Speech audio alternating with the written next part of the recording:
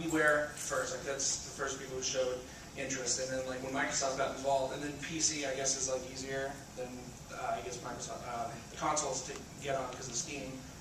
Is that about right? Yeah, Steam is. I mean, if you can get through Steam, which is not too hard, it's way easier than a console search. Yeah, because the Xbox version of the game is going to have additional levels and music. Like I was kind of bummed about that because like there has to be fewer music tracks in the Wii and PC versions, and it's just like I'd like for everyone to hear everything, but so I mean they just want a little extra to like if you're going to choose a version, you choose the Xbox one. So thanks. Right. Next. Hi, my question is actually kind of art related. I'm a graphic designer, so I'm kind of curious how the industry works with independent developers. So I was curious, most of the stories I've seen are people who either went to school together or worked together or just a group of friends who wanted to make a game together. Do you guys have any sort of resources that you pulled out to try to find graphic designers for any of your art? Or Good question. How do you guys, besides nepotism? Yeah, go ahead. How do you find I'm an intruder. I was just going to say that I think we don't have a lot of experience in this. This is our first game, but that's been the hardest thing, and the thing that we think probably separates the good games from the not so good games is they have a good graphic designer. We don't. We're not. We're actually looking. Our game is not actually good. Our game has solid gameplay, but we've tried various should places. hire a sales manager.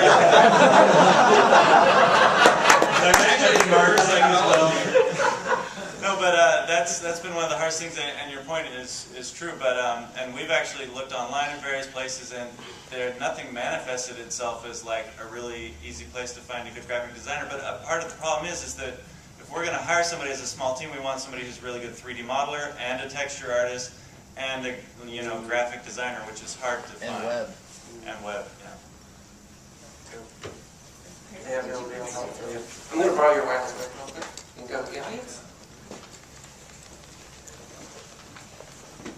Commercial versus experimental.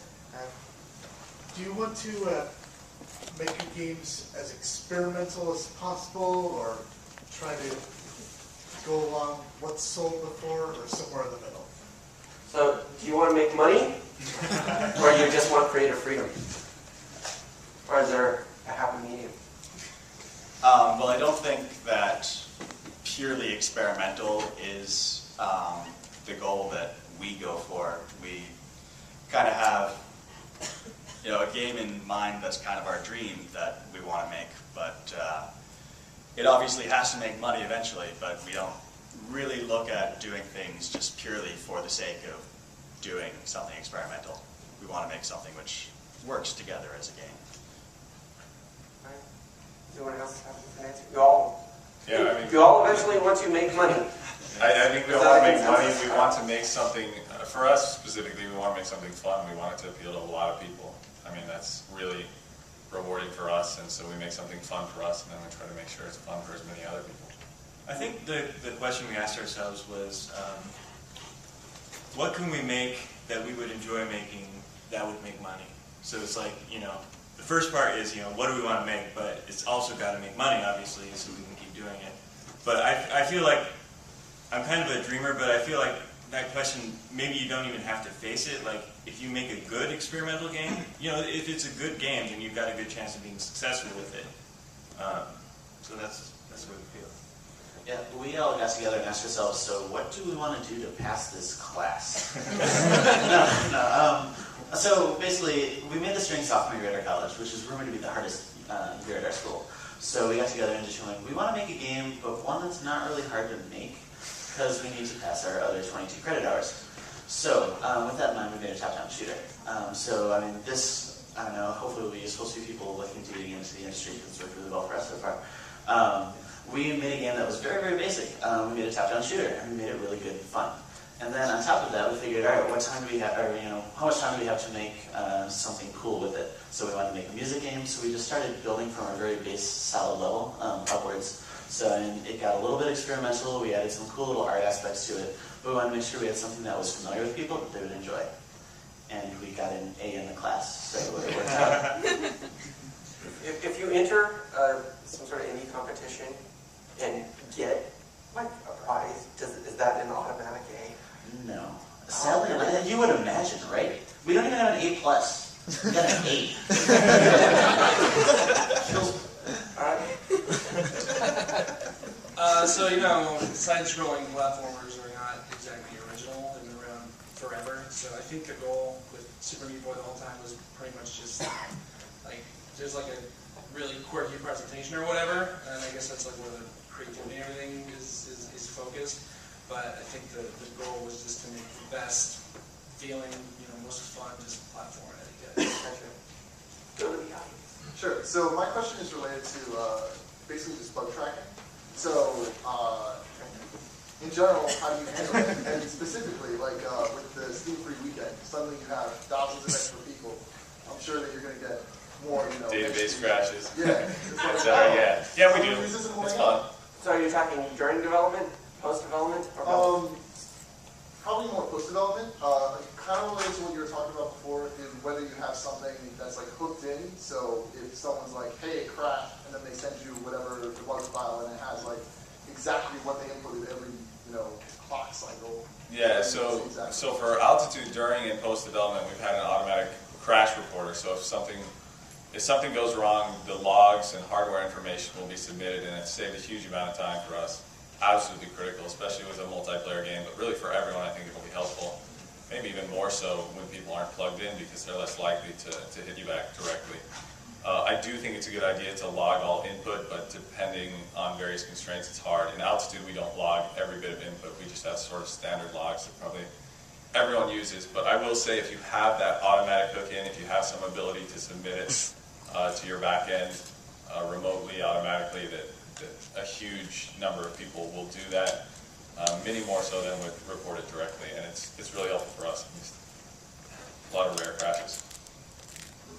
Yeah, we have we don't have anything quite as automatic as that, but when the game crashes, it does output a dump file. And most people just end up going to our forums or emailing us directly and sending us the dump file. It's never as useful as people giving us a reproduction recipe, telling us exactly what they did to cause the crash, but it does still help. So how often do you see people actually going that extra yard, being like, "Yes, and this is what I did," before it actually blew up in my face? Particularly the early adopters, we were quite surprised with how many people were willing to help us out with tracking down bugs. It was maybe 50% of the people who would send us dump files would actually try to reproduce it for us. It was quite impressive, actually. We have a lot of students at our school who take great pride in breaking other people's games. So we would have playtesting Fridays, essentially. So we would buy pizza and try to convince freshmen to break our game. As soon as they break it, we'd ask what happened, just give them a slice of pizza, a pat on the back. I actually think there's lots of big developers that use that same payment method.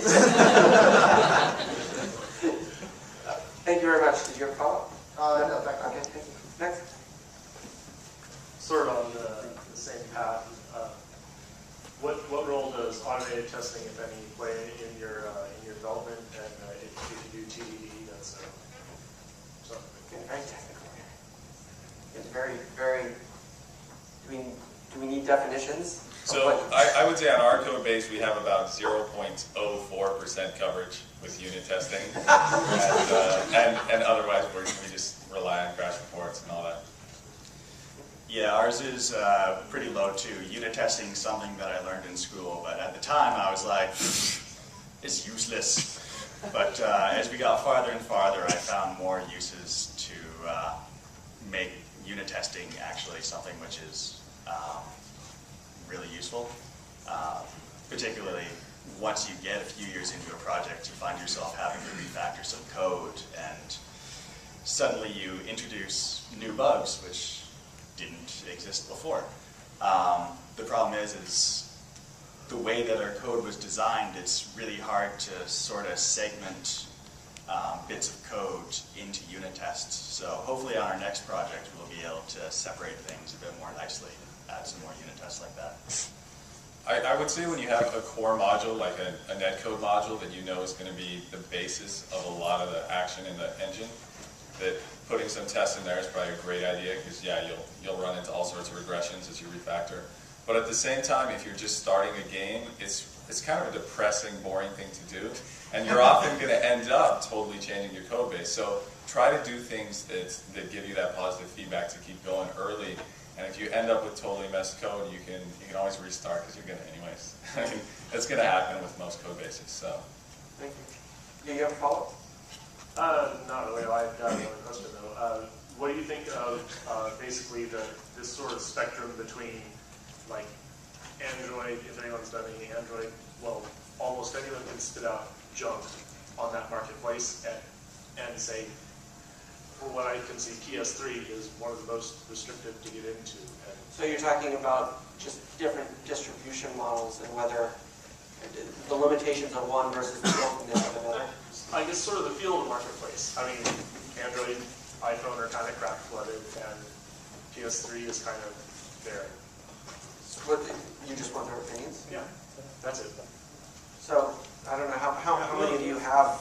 I mean, I can speak from the junk end of the spectrum. It's just, because it's true. Like, you know, when a random person goes to get an iPhone game, there's a lot to wade through. And so what you have to do is have something, hopefully like this, happen where, you know, you can get recognized, and there will be somebody else that tells that random person, oh, this is a good game, you should get this game. And so that's a real problem. You've got to, if possible, find some way to get reviews, get your name out there in some fashion, just because there are so many games. Just out of curiosity, since the PAX 10 press release and announcement, what changes have you guys seen in terms of, you know, just publicity, feedback, downloads? Just speak to how things changed. I'm just curious. Not much, actually, until this weekend. This weekend, we got a whole lot of press coverage. Until now, we've sort of been struggling to get noticed by Steam. But somebody came up to me this weekend and was like, so why are you on Steam? And I'm like, well, we've sort of been trying to get their attention, but they've been ignoring us. And then she hands me this card that says Steam, and I'm like, oh, why are we on Steam? So that would have been a really hard contact to get unless we were actually in the PAX 10. So, and Steam kind of has a monopoly over PC games, so that's really good news for us. Right, you can get in so many places. If you ever see someone face to face, you're in, so this is golden for that. Otherwise, they've got all these firewalls, and it can be really difficult to navigate. So, we talked a little bit about coding and things, but I'm curious what everyone's tool sets they use to program their games.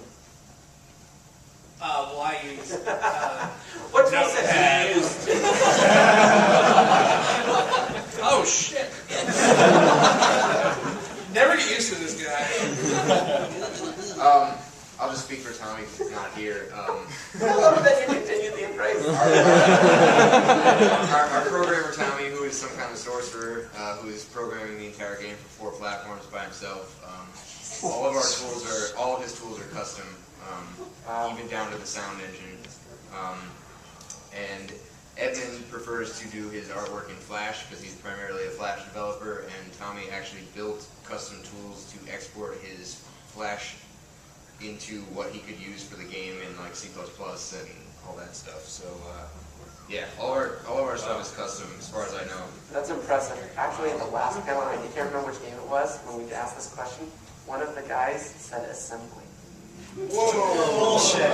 Yeah, everyone else on the panel turned and looked at him like he was crazy too. That guy just wanted to look cool. It might have been, but it was everyone. It's the first time I've heard that answer. We got that binary. No,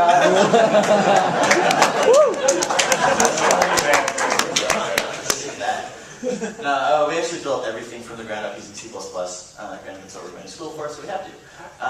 But like, as for graphics APIs, we use DirectX. For audio, we used Fmod, but everything else was us. iPhone SDK. But no, we try to use iPhone. Give him a hug. I don't like that. We're brothers. We don't do that. But we stay as far as possible from any sort of native Apple APIs or anything as we possibly can, because they're pretty horrible, and we just want to make it as cross-platform as possible also. But we thank them for providing